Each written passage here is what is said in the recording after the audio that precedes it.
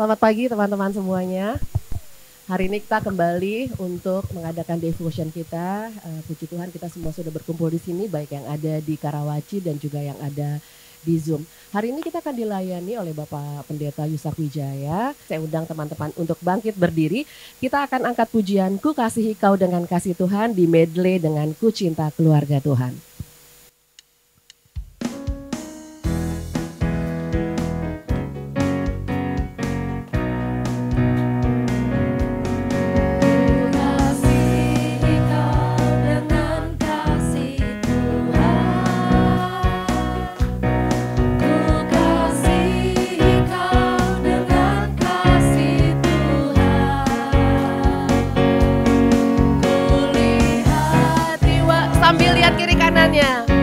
Kemuliaan Raja, ku kasihi kau dengan kasih Tuhan. Sekali lagi, ku kasihi kau dengan kasih Tuhan. Ku kasihi kau dengan kasih Tuhan. Boleh lihat kiri kanannya. Ku kasihi kau dengan kasih Tuhan. Kulihat di wajahmu kemuliaan Raja. Ku kasihi kau dengan kasih Tuhan. Ku cinta keluarga Tuhan. Ku cinta keluarga Tuhan. Terjalin mesra sekali, semua saling mengasihi. Semua saling mengasihi. Betapa senangku menjadi keluarganya. Ku cinta keluarga Tuhan. Ku cinta keluarga Tuhan. Terjalin mesra sekali. Terjalin mesra sekali.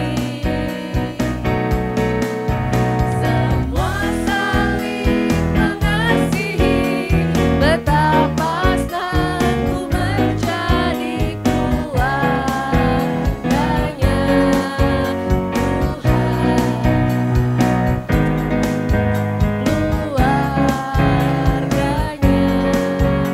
Tuhan. Baik, kita berdoa teman-teman. Saya undang kita untuk berdoa. Bapa kami yang ada di surga, kami datang ke hadapan-Mu Tuhan dengan hati yang penuh syukur dan hormat. Engkau Tuhan yang memberikan kehidupan kepada segala sesuatu yang hidup. Saat pagi hari ini Tuhan kami berkumpul, baik yang ada di Karawaci ataupun juga yang ada di Zoom. Kami mohon agar Engkau menyertai kami dengan kehadiran-Mu. Bimbinglah setiap apa yang keluar dari diri kami, baik percakapan, doa, dan setiap perenungan kami, agar kami boleh lebih mengenal-Mu sebagai sumber kehidupan yang sejati, seperti yang menjadi tema untuk ibadah kami pagi hari ini. Kami menyerahkan Tuhan ibadah kami dari awal hingga akhir, hanya di dalam nama Tuhan Yesus Kristus kami sudah berdoa. Amin. Silahkan duduk teman-teman. Kita akan menyambut firman Tuhan, kita akan angkat pujian, Kusiapkan Hatiku Tuhan. Tapi mungkin banyak di antara kita yang tidak tahu gitu histori di balik lagu ini. Saya yakin sekali lagu ini sudah kita nyanyikan sejak kita sekolah minggu, remaja, pemuda, bahkan saat ini gitu ya. Baik di gereja, di persekutuan, di retret, dimanapun saja.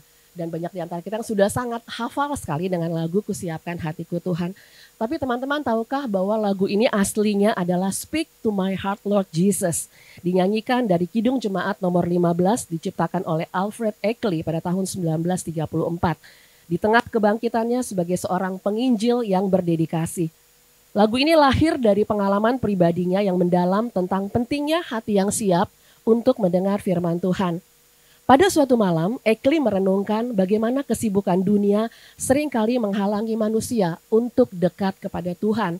Dalam keheningan tersebut, Eckley berdoa dengan tulus, meminta Tuhan untuk menolongnya, menyiapkan hati agar dapat menerima firman Tuhan secara utuh.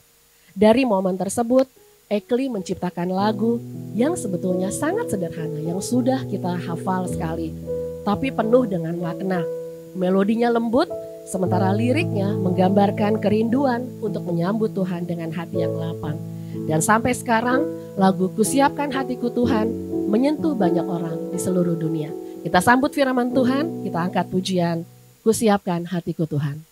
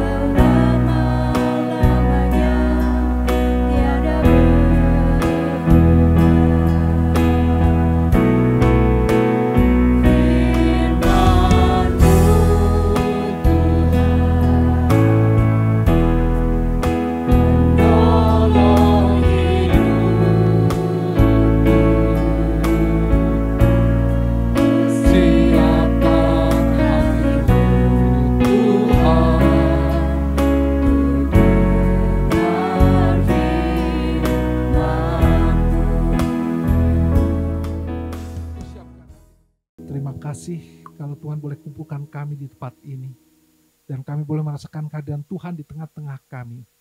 Terima kasih Tuhan, layakkan kami untuk boleh menaikkan pujian kehadirat Tuhan. Dan sebagaimana Tuhan lagu terakhir yang kami nyanyikan, biarlah itu merupakan wujud daripada kerinduan kami, agar kami boleh dikuatkan, diteguhkan lewat kebenaran firman Tuhan, dan lewat kehidupan kami hari lepas hari, hidup kami semakin hari semakin memancarkan terang Kristus. Tolong Tuhan siapkan hati dan pikiran kami, dan Tuhan pakai lidah bibir hamba-Mu yang penuh dengan keterbatasan ini dan banyak kelemahan. Terima kasih ya Bapa, dan kami juga berdoa untuk setiap teman-teman yang mengikutinya lewat Zoom, agar Tuhan bekerja dan lewat semua saluran yang ada, lewat internet, untuk koneksi internet yang berlangsung, semuanya boleh berjalan lancar tanpa gangguan. Dan kami percayakan semuanya ke dalam tangan Tuhan. Dalam nama Tuhan Yesus Kristus, Juru Selamat dan Penebus kami yang hidup, kami berdoa. Amin. Teman-teman yang dikasih Tuhan, tema kita adalah Allah adalah sumber kehidupan dari Yohanes 1 ayat 4. Tetapi saya akan bacakan Yohanes 1 sampai 4 sampai 5. Lalu kemudian nanti kita akan kutip sebagian dari Yohanes 11, lalu ayat 10 dan sampai ayat yang ke-12. Demikian bunyinya yang Yohanes 1 ayat 1 sampai 4. Pada mulanya adalah firman. Firman itu bersama-sama dengan Allah, dan firman itu adalah Allah. Ia pada mulanya bersama-sama dengan Allah. Segala sesuatu dijadikan oleh Dia, dan tanpa Dia tidak ada sesuatu pun yang telah jadi, dan dari segala yang telah dijadikan. Di dalam Dia ada hidup, dan hidup itu adalah terang manusia. Terang itu bercahaya di dalam kegelapan, dan kegelapan itu tidak menguasainya. Teman-teman yang dikasih Tuhan, dalam Injil sinoptik, ya, yang maksud sinoptik itu adalah Matius, Markus, dan Yudas, Lukas.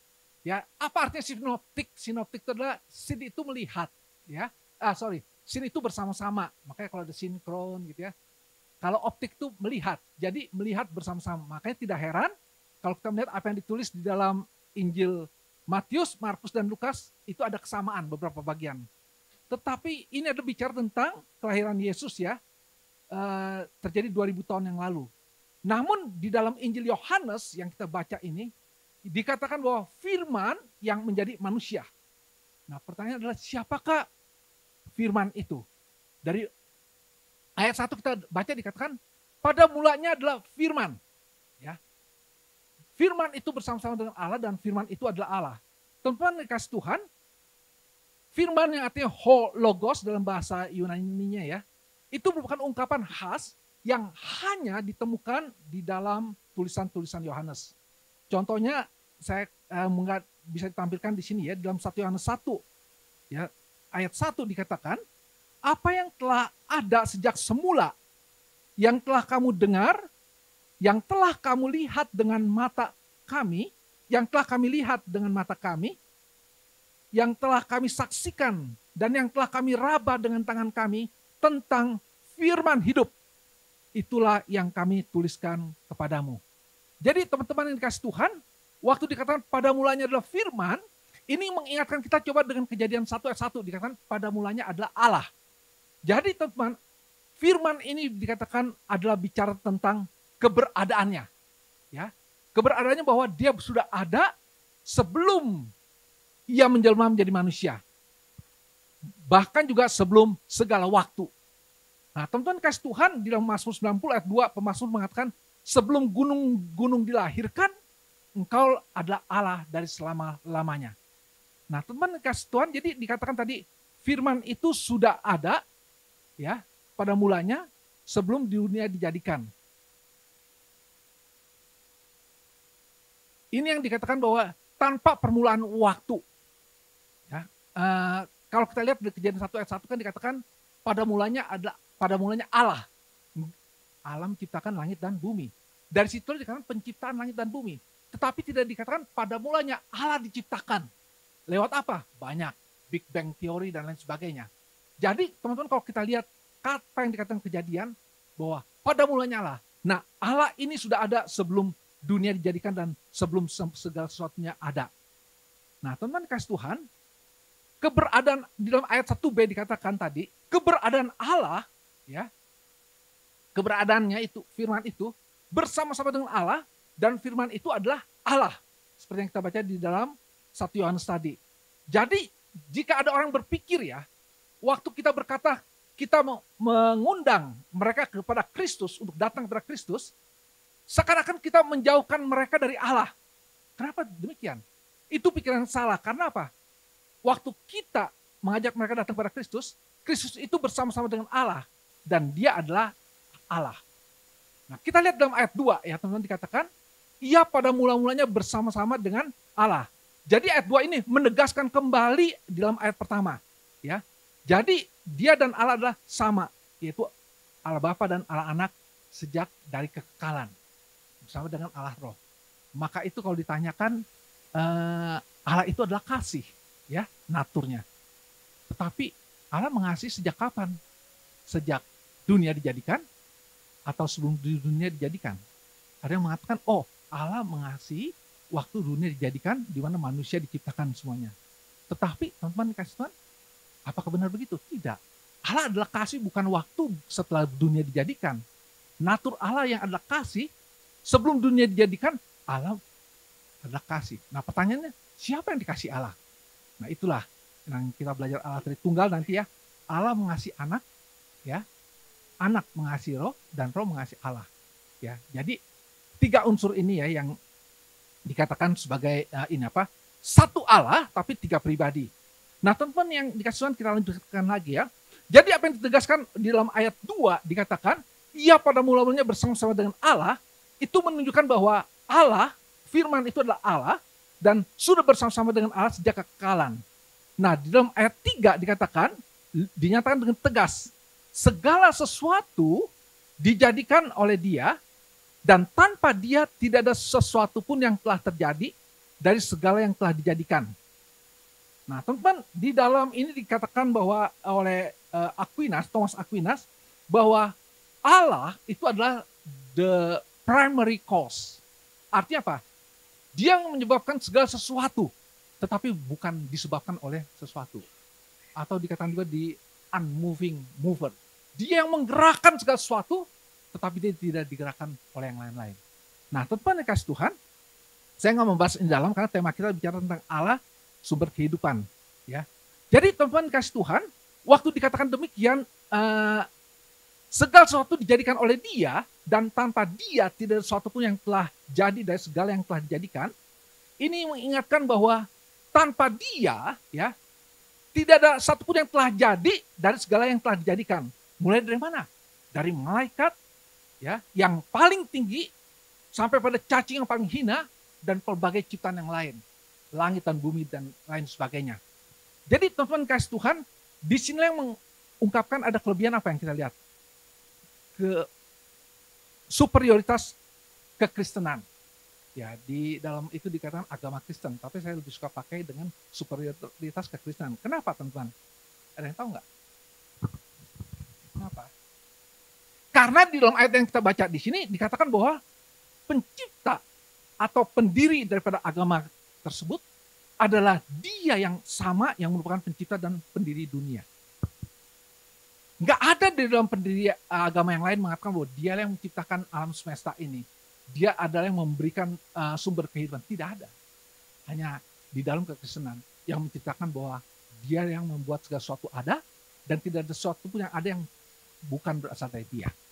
Nah, teman-teman kasih Tuhan, di dalam ayat 4 dikatakan, ini yang menjadi tema kita ya, di dalam Dia ada hidup, dan hidup itu adalah terang manusia.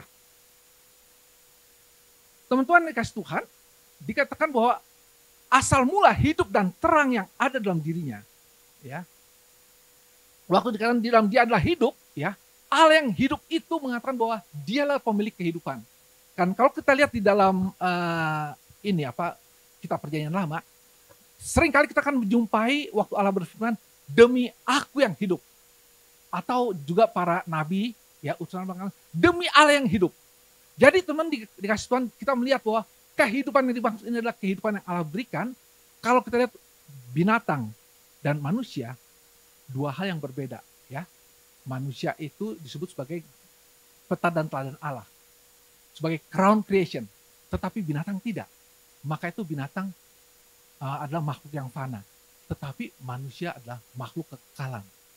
Nah, hidup yang Tuhan berikan ini nanti kita melihat hidup yang waktu Tuhan membuat seorang itu hidup secara jasmani, tetapi juga ada hidup rohani waktu dia mengenal Kristus. Nah, teman-teman kasih Tuhan, kita melihat Yesus pernah berkata begini. Dalam Yohanes 11 ayat 25 sampai 26. Bisa ditampilkan nggak ya? Ya, Yesus katakan, Akulah kebangkitan dan hidup. Barang siapa percaya kepadaku, ia akan hidup walaupun dia sudah mati. Ini kurang gede nih hurufnya nih ya. Dikatakan, dan setiap orang yang hidup dan yang percaya kepadaku tidak akan mati selama-lamanya. Coba kita ulangi bersama-sama ya. 1, 2, 3. Jawab Yesus, Akulah kebangkitan dan hidup. Barang siapa percaya kepadaku, ia akan hidup walaupun ia sudah mati. Dan setiap orang yang hidup dan yang percaya kepadaku tidak akan mati selama-lamanya. Percayakah kamu akan hal ini? Siapa yang bilang amin? Ya teman-teman, ini tantangan Yesus Kristus. Jadi waktu selama-lamanya titik-titik, itu Tuhan Yesus bertanya, percayakah kamu akan hal ini? Nah teman-teman tahu nggak? Ini adalah kisah tentang waktu Yesus Kristus ya diminta datang karena sahabatnya Lazarus itu dalam keadaan sakit keras. Tapi Tuhan menunda perjalanan sampai 4 hari dan Lazarus sudah meninggal. Nah disitulah kita lihat kedua saudara Lazarus, Maria dan Marta begitu sedih ya. Lalu Tuhan katakan, Akulah kebangkitan dan hidup. Barang siapa percaya kepadaku, ia akan hidup walaupun ia sudah mati. Dan setiap orang yang hidup dan yang percaya kepadaku tidak akan mati selama-lamanya. Jadi di sini kita lihat Yesus yang adalah firman yang hidup, ya. Dia menyatakan satu statement, menurut kalian bombastis tidak? Gimana Mas Yusmanto? Bombastis nggak?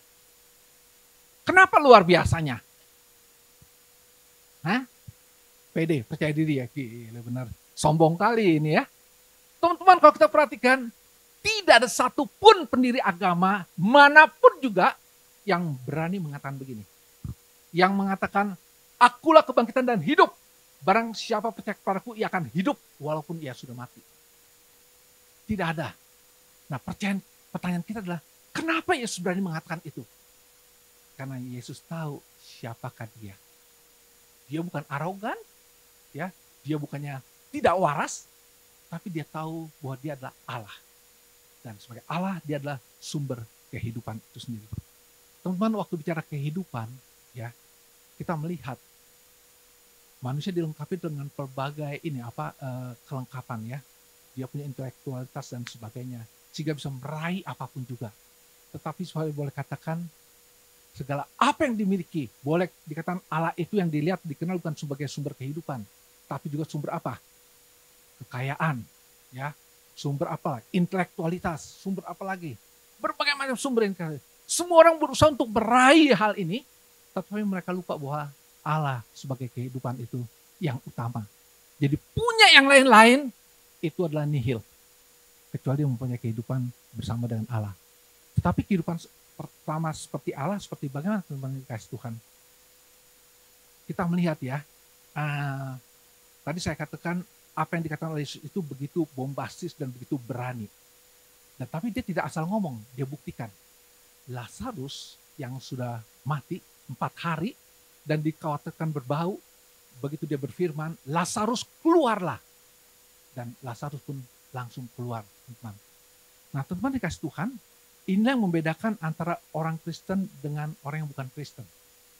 Orang Kristen itu dikatakan hidup 2 kali, mati 1 kali. Kalau orang bukan Kristen, hidup sekali, mati 2 kali. Tahu nggak maksudnya kenapa? Tadi saya katakan bahwa manusia beda dengan binatang. Binatang kalau kelindes ya, mati, udah nggak ada mikirin apa-apa. Ya udah lewat mati, sudah begitu saja ya. Tetapi manusia lain, teman-teman. Manusia disebut sebagai crown creation, peta dan teladan Allah. Mereka adalah makhluk kekalan. Jadi mereka itu hidup sekali, dikatakan bisa mati 2 kali, tapi bisa juga hidup 2 kali, mati sekali. Itu untuk orang percaya. Kenapa begitu? Sebagai makhluk kekalan, pilihannya ada 2. Nanti mati kekal atau hidup kekal. Nah, kenapa saya katakan hidup 2 kali, mati 1 kali? Pertama adalah gini, waktu datang ke dalam dunia, lahir dan hidup, itu adalah kehidupan manusia. Tetapi sebagai orang percaya kita mengalami kematian secara jasmani. Lalu kemudian hidup lagi tidak? Hidup. Yaitu apa? Kita bersama dengan Tuhan. Cuman beda lokasinya. Ya kalau jasmani kita lokasinya di tanah kusir, ya, tetapi nanti kita lokasinya bersama dengan Tuhan di dalam kekekalan. Nah, teman-teman yang kasih Tuhan, itu yang dikatakan bahwa kita hidup 2 kali, mati 1 kali.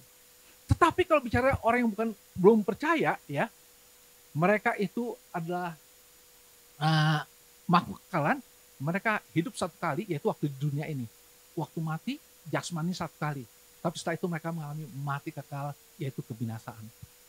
Jadi kalau kita melihat begini, apa yang Yesus katakan itu ingin menegaskan ya. Dia katakan, setiap orang yang hidup dalam ayat 26, dan yang percaya kepadaku, tidak akan mati selama-lamanya. Kalau apa yang dikatakan Yesus ini terlalu berlebihan, lebay begitu kita bilang ya, berarti kita meragukan siapakah Yesus itu yang ada Allah, sumber kehidupan itu sendiri. Nah, teman-teman kasih Tuhan,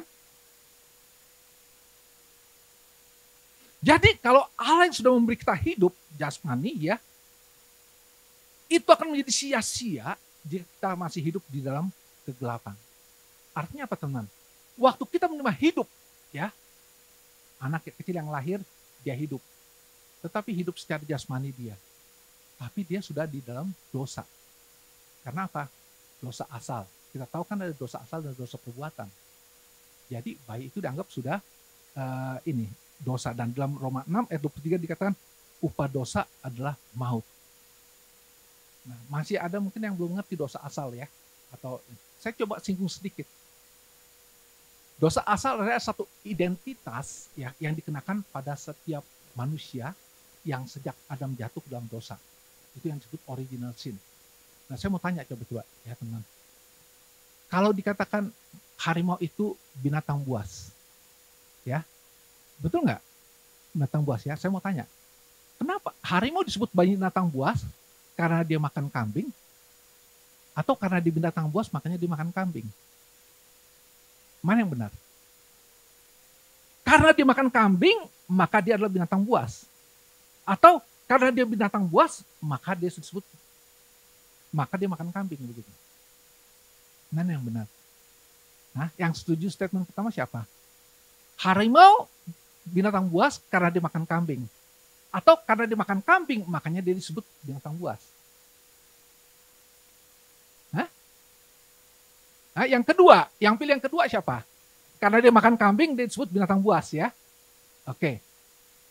Hah? Apa?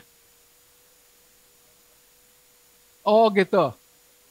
Saya mau tanya, kalau dibilang karena makan kambing, harimau disebut binatang buas. Saya tanya, anak harimau binatang buas bukan? Iya, cuman dia belum bisa makan kambing. Karena masih kecil kan? Tapi tetap disebut binatang buas. Begitu juga teman-teman dikasih Tuhan, kita bayi pun disebut orang berdosa. Kenapa? Sejak naturnya adalah orang berdosa. Cuman dia belum bisa berbuat dosa dalam arti perbuatan. Nah, teman-teman dikasih Tuhan, jadi kita melihat ya, di dalam kehidupan yang Tuhan berikan, ya, status kita adalah sebagai manusia berdosa, kita menjalani kehidupan ini. Tetapi kalau kita belum mengenal ini terang yang dikatakan di dalam, kita kembali lagi pada ayat yang tadi, boleh Pak Felix ya? Ya, dikatakan di dalam Dia, ayat 4, ada hidup dan hidup itu adalah terang manusia. Jadi kalau hidup yang dijalani ini dengan dosa asal dan lalu dengan kehidupan yang semakin dewasa dalam perbuatan itu ya, dia jalani itulah hidup di dalam kegelapan. Jadi butuh terang yang menyingkirkan kegelapan itu. Karena manusia, ya ini yang dibutuhkan oleh manusia itu dua hal. Yaitu hidup dan terang itu yang artinya rohani dan kekal. Merupakan dua hal yang dibutuhkan oleh manusia yang jatuh, yang begitu diperbudak oleh kuasa maut dan kegelapan. Teman-teman yang kasih Tuhan, kita lihat waktu bilang terang. Ini adalah kan Allah menyukai terang, ya. Waktu Allah pertama kali dikan pada bunganya Allah, ya, yang diciptakan dulu apa, teman-teman? Jadilah terang. Belum ada benda-benda penerang. Tapi kenapa? Terang itu ada untuk mengusir kegelapan. Ya. Jadi kegelapan terjadi kenapa? Karena ketiadaan terang. Nah, kalau kita lihat coba di dalam kehidupan kita sehari-hari.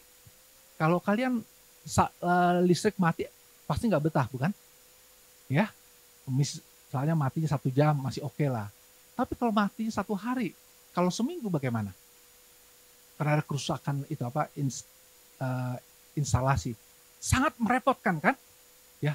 Nah, kita melihat, tapi terang seperti itu adalah terang yang sangat terbatas. Tidak bisa mengalahkan karena apa? Kegelapan sebenarnya menguasai dia. Tetapi dikatakan terang yang dari Tuhan adalah terang yang dimana kegelapan itu tidak akan bisa menguasainya. Nah, teman-teman yang kasih Tuhan, kita lihat waktu dikatakan bahwa itulah Allah ada firman sebagai sumber kehidupan, ya. Tetapi yang menjadi ironis apa, teman-teman yang kasih Tuhan? Coba kita lihat ayat 10 dan 11. Kita kembali lagi pada ini. Ya, dikatakan ia telah ada dalam dunia dan dunia dijadikan olehnya, tetapi dunia tidak mengenalnya. Ayat 11, ia datang kepada milik kepunyaannya, tapi orang-orang kepunyaannya itu tidak menerimanya. Jadi kita lihat dikatakan bahwa ia, yaitu firman, yang adalah Tuhan, ya, yang telah ada dalam dunia, bahkan dunia dijadikan olehnya, dunia tidak mengenalnya, bahkan tidak menerimanya. Walaupun mereka sudah melihat apa yang Yesus kerjakan semuanya. Berbagai mujizat dan tanda-tanda ajaib. Coba kita lihat, contohnya Lazarus. Waktu Lazarus telah dibangkitkan oleh Tuhan Yesus Kristus, kita baca dalam Yohanes 11 ayat 45 dan seterusnya, diberi judul apa? Kejadian Yesus membangkitkan Lazarus itu belum pernah terjadi di masa itu, dan para pemimpin ulama pun melihat satu peristiwa yang besar, bukan main. Dan kebangkitan manusia itu hanya dicatat dalam Alkitab hanya 4 kali. Ya, dibangkitkan di Perjanjian Lama 2 kali, ya di sini 2 kali. Tetapi teman-teman, apa yang terjadi? Di dalam setelah Lazarus dibangkitkan, 4 hari mati, dikatakan dalam Yohanes 11 ayat 45 diberi judul oleh LAI apa? Persepakatan untuk membunuh Yesus. Luar biasa bukan? Mereka tahu Yesus lakukan segala sesuatu. Mereka lihat semua tanda ajaib yang ada. Ini yang dikatakan, dia datang pada milik kepunyaannya, yaitu semua manusia yang diciptakan, tapi orang-orang kepunyaannya itu tidak menerimanya, alias menolaknya. Ini yang terjadi, teman-teman kasih Tuhan. Nah, kita lihat teman-teman kasih Tuhan, tapi ada berita baiknya di sini. Ya, ini yang ironis saya katakan. Dan mungkin juga terjadi pada hidup kita. Kita tahu Tuhan itu begitu berkuasa, bahwa hidup kita di tangan Dia. Saya pernah ceritakan bagaimana pemeliharaan tangan Tuhan ya buat Yusuf. Kalau belum waktunya, dia tidak akan mati. Yusuf kan kita tahu kan dituduh berselingkuh dengan istri Potifar, dituduh ya. Tetapi kenapa dikatakan dia dipenjarakan di dalam penjara tahanan raja-raja? Harusnya perlakuan perbuatan perzinahan itu harusnya apa? Di dalam kelompok orang-orang kriminal dan siap untuk dihukum mati. Tetapi kenapa ditaruh dalam tahanan raja-raja? Tahanan raja maksudnya. Itulah campur tangan Tuhan. Tetapi juga kita lihat ada cerita tentang orang yang bodoh. Waktu dia mengatakan, hai jiwaku, padamu ada begitu banyak kekayaan. Nikmatilah. Dia melihat dirinya itu siapa dengan segala kekayaan yang dia miliki. Tuhan bilang, hai orang kaya yang bodoh. Jika hari ini engkau dicabut nyawamu, apa yang untuk siapakah yang kau kumpulkan itu? Begitu gampang Tuhan untuk kasih Tuhan. Jadi Allah pemberi kehidupan itu nggak bisa kita pandang sebelah mata dan kita remehkan. Nah, tetapi kita melihat teman-teman ya, tadi saya katakan bagaimana orang-orang itu justru sudah melihat tanda-tanda yang ada, melihat bagaimana maha kuasaan Allah, lalu mereka menolak. Nah, apakah kita seperti itu? Kita bukan hanya melihat kuasa Allah seperti yang dikatakan dalam Alkitab, tapi juga kasih Allah yang begitu besar, yang dia korbankan anak yang tunggal untuk mati di kayu salib. Dan kita menyaksikan dengan kacamata iman kita. Tapi kalau kita meremehkan eksistensi Dia, meremehkan kemahakuasaan Dia, meremehkan Dia adalah sumber kehidupan, berarti celakalah hidup kita. Kita akan hidup tidak sesuai dengan apa yang Dia inginkan, dan hidup kita akan kalang kabut nanti. Nah teman-teman, berita baiknya apa teman-teman yang kasih Tuhan? Dikatakan dalam ayat 12, silakan coba Felix. Yohanes 1 ayat 12. Ya, dikatakan, tetapi ini berita baiknya teman-teman. Ya, di dalam kancah fakta ironis seperti itu dikatakan, semua orang yang menerimanya diberinya kuasa supaya menjadi anak-anak Allah, yaitu mereka yang percaya dalam namanya. Teman-teman, waktu dikatakan diberi kuasa, bukannya arti kuasa seperti seorang dapat kuasa, bukan. Dikatakan diberikan kuasa itu artinya mendapat hak, diberikan hak untuk disebut sebagai anak-anak Allah. Syaratnya apa? Percaya dalam namanya. Teman-teman, kata percaya dalam namanya ini bukan satu mantra, ya. Percaya ini bukan satu perbuatan iman. Ada dua kata penting di sini, yaitu apa? Yohanes menggunakan kata percaya ini sebagai pisteo, ya. Dari kata pistiosin, ya. Pistiosin itu adalah percaya dari kata pisteo, tetapi bukan pistis, bukan sebagai kepercayaan. Nah, itu diungkapkan ada 98 kali di dalam kitab Yohanes. Maksudnya apa teman-teman? Jadi waktu bilang percaya itu ya, bukan sekedar lewat perkataan, tapi percaya itu adalah 2 poin. Pertama adalah waktu dia menerima Yesus sebagai Tuhan dan Juru Selamat dia. Itu adalah satu pengakuan iman. Tetapi setelah itu perbuatan iman dia akan menunjukkan apa? Di dalam dikatakan dalam ini adalah pistio itu ya, itu adalah mengandung kata yang artinya present continuous, artinya terus menerus.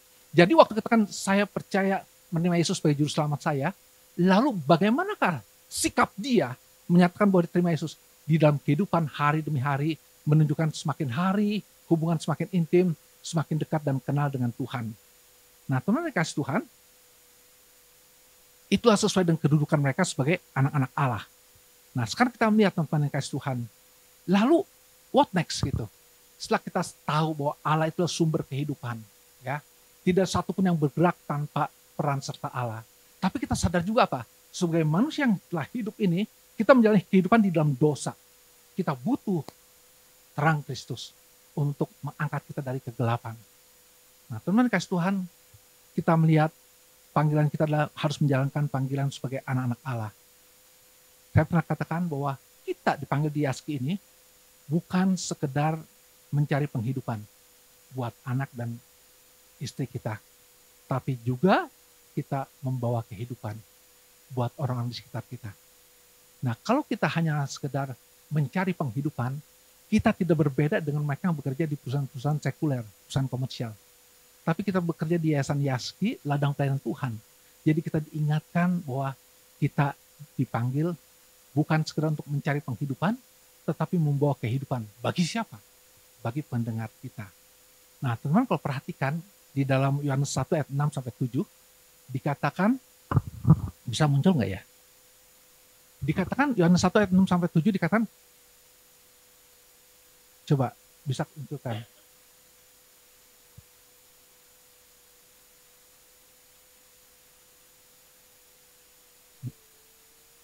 Nggak bisa muncul. Yohanes 1 ayat 6-7 dikatakan bahwa datang seorang yang bernama Yohanes. Ya, Yohanes itu apa? Dia memberikan kesaksian yang diutus Allah ya. Namanya Yohanes. Terus selanjutnya apa? Ia datang sebagai saksi untuk memberi kesaksian tentang terang itu, supaya oleh dia semua orang menjadi percaya. Teman-teman yang kasih Tuhan, Yohanes belum tahu Yesus ini akan melakukan apa. Tetapi di dalam iman dia tahu bahwa ini adalah orang yang Allah kirim. Maka itu Yesus katakan, lihatlah anak domba Allah yang menghapus dosa manusia. Loh, dia nggak tahu bagaimana akan kehidupan Kristus nanti. Tetapi Yohanes disiapkan. Waktu dia disiapkan untuk melayani Tuhan, membuka jalan. Dia tidak mengatakan, akulah orang yang diutus Tuhan. Tidak. Ya, dia mengatakan bahwa dia lebih kecil dan yang akan datang lebih besar. Dia bukanlah orang yang diutus itu. Nah, teman-teman kasih Tuhan, itu Yohanes. Tapi kita lihat juga teman-teman yang kasih Tuhan, Paulus punya sikap yang sama. Ya, coba kita lihat Filipi 1 ayat 20-22.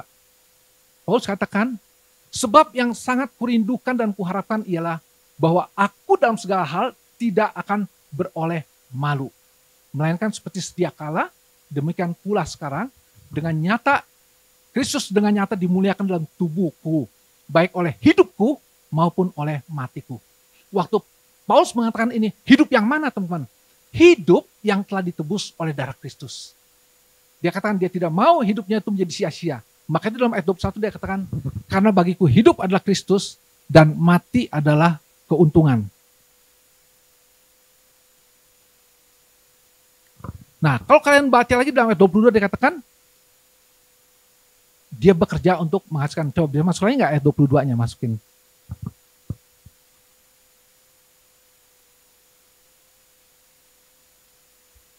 Filipi 1 ayat 21-22. Dikatakan teman-teman, ya dia bilang, ayat 21, karena bagiku hidup adalah Kristus dan mati adalah keuntungan, tetapi jika aku harus hidup di dunia ini, itu berarti bagiku bekerja memberi buah. Jadi teman-teman dikasih Tuhan, ini yang Paulus katakan, bagiku hidup adalah Kristus dan mati adalah keuntungan, artinya hidup dia yang telah ditebus itu ditujukan sepenuhnya untuk Kristus, diprioritaskan untuk Kristus. Dan jika sampai dia melakukan hidup yang demikian, memprioritaskan Kristus dalam hidup dia, dan sampai mati pun, itu adalah keuntungan. Keuntungannya apa? Dia bertemu muka dengan Tuhan dalam kekekalan. Dan Paulus yakin, tidak ada satupun yang bisa memisahkan dia. Entah peperangan, entah sakit penyakit, entah maut sekalipun, yang memisahkan dia dari kasih Kristus. Nah, teman-teman kasih Tuhan, lalu seperti apa dong? Ini yang Paulus katakan, ya. Dia katakan, jika aku harus hidup di dunia ini, itu berarti bagiku bekerja memberi buah. Buah apa teman? Buah Injil. Banyak buah ya, buah pertobatan. Pertama, pertobatan berkaitan dengan diri kita. Yang tadinya kita pemabuk, kita mulai tidak lagi menjadi pemabuk. Yang tadinya kita hidup sudah dekat dengan Tuhan, kita melalui satu progressive sanctification, ya, semakin bertumbuh bersama dengan Tuhan. Tetapi bukan hanya itu saja. Itu satu kesalehan pribadi yang kita lakukan. Tetapi yang Tuhan inginkan apa? Sebagaimana Yesus Kristus datang menjadi terang, membawa orang yang hidup ya di dalam dosa, keluar dari kegelapan, datang kepada terang itu dan boleh diselamatkan. Itu juga yang Tuhan ingin kita lakukan. Di mana itulah menjadi buah Injil kita yang kita persembahkan bagi kemuliaan nama Tuhan. Teman-teman dikasih Tuhan, jika sampai pada hari ini Tuhan bertanya, kalau kita ketemu dengan Tuhan, Tuhan tidak bertanya, Yusak, apa yang sudah kamu bawa untuk aku? Saya nggak bisa katakan, Tuhan, saya punya sertifikat tanah, saya punya sertifikat deposito, saya punya rumah kapal pesiar, punya rumah. Itu nggak berguna buat Tuhan. Kenapa? Yang Tuhan tanya, di manakah anak-anakmu? Mereka tidak datang kepada Tuhan. Di manakah istrimu? Di manakah suamimu? Karena mereka yang bernilai kekal, teman-teman. Tetapi kita abaikan, kita nggak membawa mereka kepada Kristus. Dan kita ingat bahwa dikatakan, seluruh penghuni kerajaan surga bersukacita karena apa?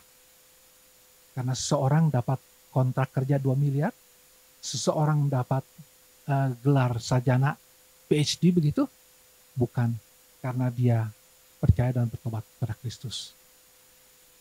Mari kita berdoa. Tuhan Bapa di surga, Engkaulah pemilik kehidupan ini ya Bapa.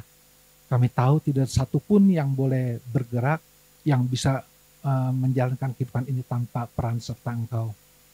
Tuhan, kami tahu bahwa kami adalah berbeda dengan binatang yang adalah makhluk yang fana. Kami adalah makhluk kalan. Karena itu biarkan kami Tuhan untuk boleh mengenal terang dan semakin membuka hati kami. Supaya terang Kristus semakin hari semakin membawa kami kepada hidup yang kudus, meninggalkan kegelapan dosa. Tuhan, kami juga tidak hanya cukup untuk hidup saleh di hadapan Tuhan, hidup berkenan bagi Tuhan, tapi kami ingin hidup kami adalah hidup yang boleh menghasilkan buah, yaitu buah Injil yang boleh kami persembahkan bagi kemuliaan nama Tuhan. Tolong pakai kami anak-anak-Mu ya Bapa, di dalam segala kelemahan dan keterbatasan kami ini. Terima kasih Tuhan, Tuhan dengar doa kami, dalam nama Tuhan Yesus Kristus kami berdoa. Amin. Kami mengucapkan terima kasih dan bersyukur untuk pelayanan Pak Yusak. Biarlah Tuhan terus memberkati dan memberi kekuatan dalam setiap pelayanan Pak Yusak dimanapun dan menjadi saluran berkat bagi banyak orang dan umat. Teman-teman, kita akan mengumpulkan persembahan yang merupakan bentuk tindakan iman kita. Saya undang teman-teman untuk kita memberikan persembahan ke depan dan juga teman-teman yang ada di Zoom mungkin boleh dengan QRIS. Dan kita akan angkat pujian, jadikan aku saluran berkat.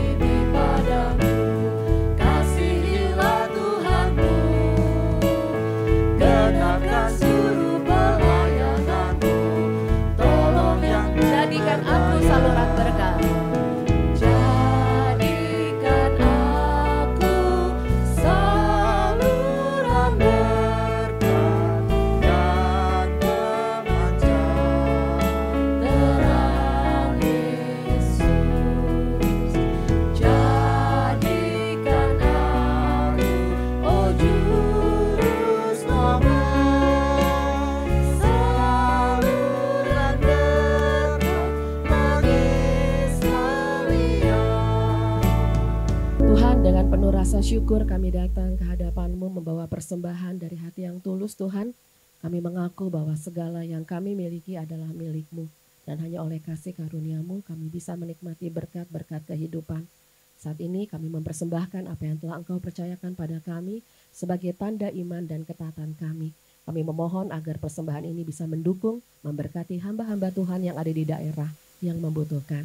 Dan biarlah melalui persembahan ini Tuhan, mereka dapat terus melayani, mereka dapat terus memberitakan firman-Mu dengan penuh semangat dan kasih. Dalam nama Tuhan Yesus Kristus, Tuhan dan Juru Selamat kami berdoa. Amin.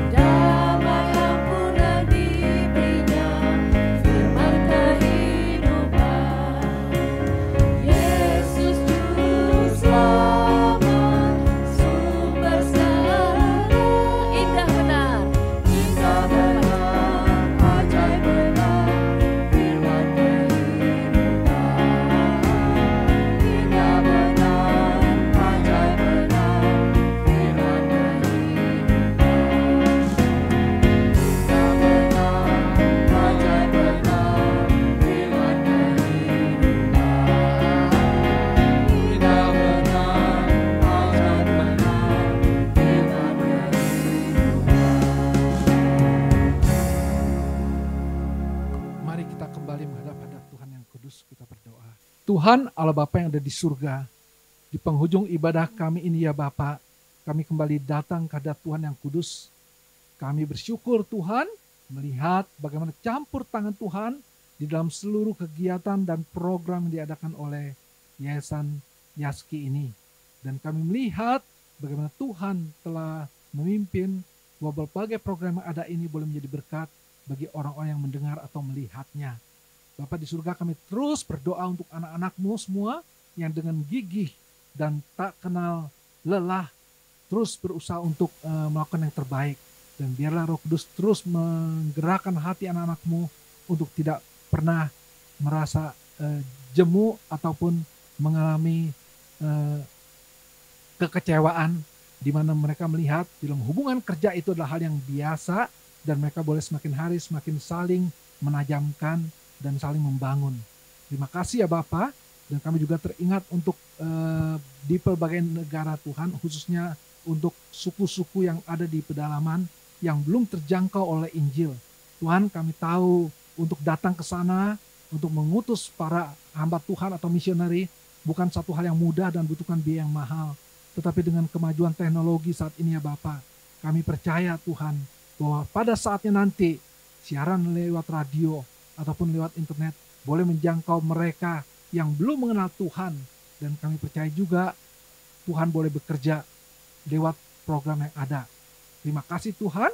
Kami juga mau berdoa Tuhan untuk program pemerintah kami, di mana saat ini ketika perekonomian di beberapa negara tetangga kami meningkat, tapi justru Indonesia sendiri yang mengalami kemunduran.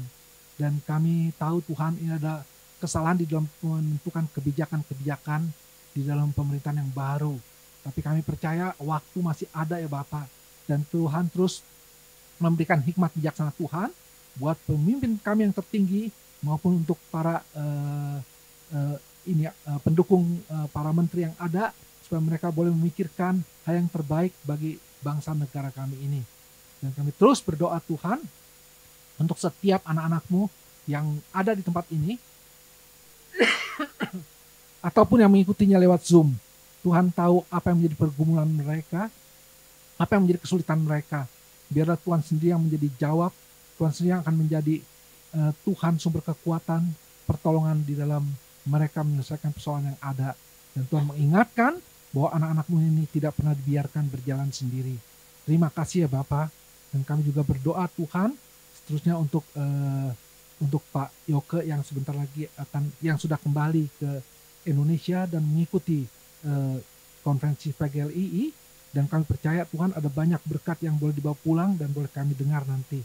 Dan biarlah kita Tuhan pimpin dan pada akhirnya untuk boleh kembali bersekutu bersama-sama kami di hari ke depan. Terima kasih Tuhan.